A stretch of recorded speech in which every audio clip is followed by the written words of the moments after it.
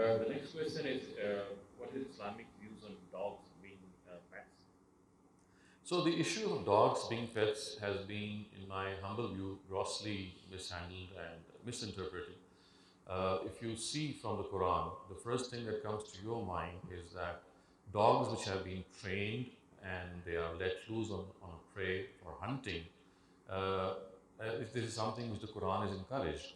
So if a dog has been an impure animal, or if his sputum or his saliva was impure, the Almighty would never have allowed dogs hunting animals, because as the Quran says, that if you let loose a dog and say Bismillah, Allahu Akbar, or Bismillah, which is a takbir, and then you let loose your dog on a prey, then what the Quran says is that if he catches that prey, then it's like he's slaughtering the prey, that particular prey, and that particular prey is absolutely allowed for you to be eaten. So as far as the Quran is concerned, it does not in any way tell us that dog are impure animals, or there's something which makes them impure if they touch you. Now, the issue which has arisen regarding dogs is because of certain narratives of the Prophet. So there is one narrative which tells us that once a dog actually inserted his face and his tongue in a utensil, and when it came to the notice of the Prophet, he said that you clean this utensil 6 or 7 times with water, and the last time that you clean it with mud, so that you scrub it in a very heavy way, so that if there are anything left of his saliva, that's also wiped out. So this is one narrative which has given this impression that maybe the saliva or the sputum of the dog is impure. But if you interpret this narrative in the light of the Quran, you can clearly see that this cannot be the case, because if dogs are allowed for hunting, their own sputum and their own saliva, as I just referred to, it does touch the prey. So in all probability, what had happened is that in this particular narrative, the dog that was in question was a rabid dog. It was inflicted with rabies, and that particular dog, and its disease spreads through its sputum and its saliva, and it is contagious. So when it came to the notice of the Prophet that a dog had inserted his face and his tongue in a utensil, keeping in view the fact that it's a rabid dog, he said that, well, you scrub it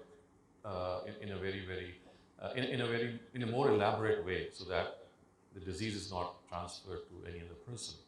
The second narrative which has become the cause of this misconception is that there are certain ahadiths which tell us that angels do not enter houses in which there are dogs. I think you must have heard of this a number of times.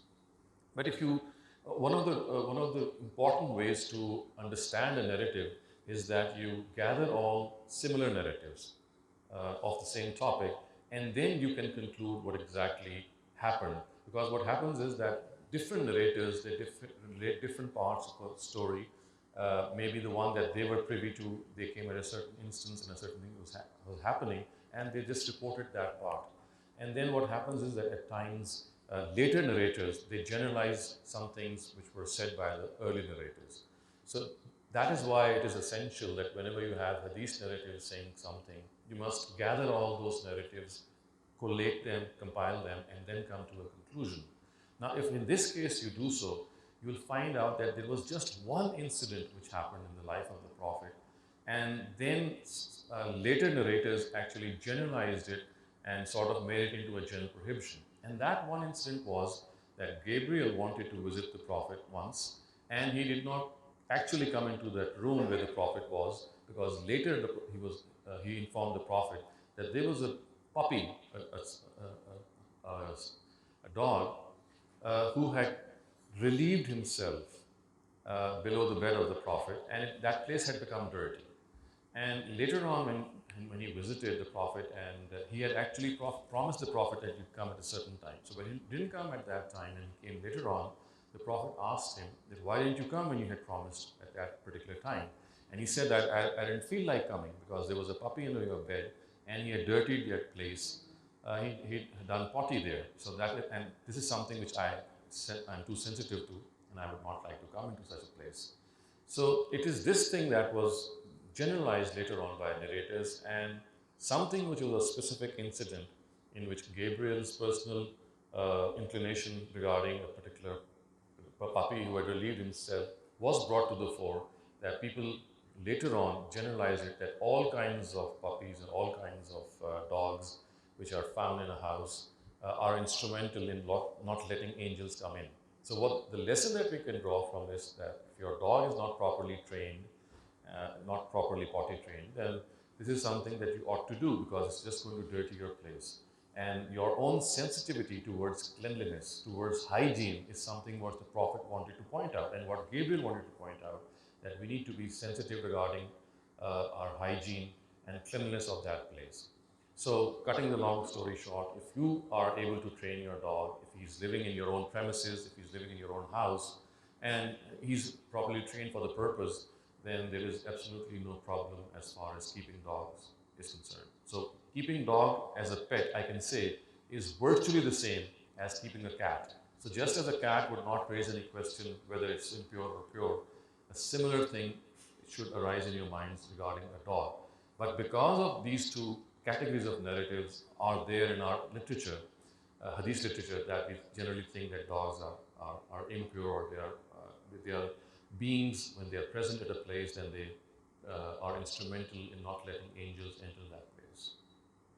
One thing that I might add here is that it could be your personal discomfort. I mean, at times you don't feel comfortable if a dog has licked you or licked your clothes, and you feel that I might change my clothes or maybe wash them. So that is your personal choice.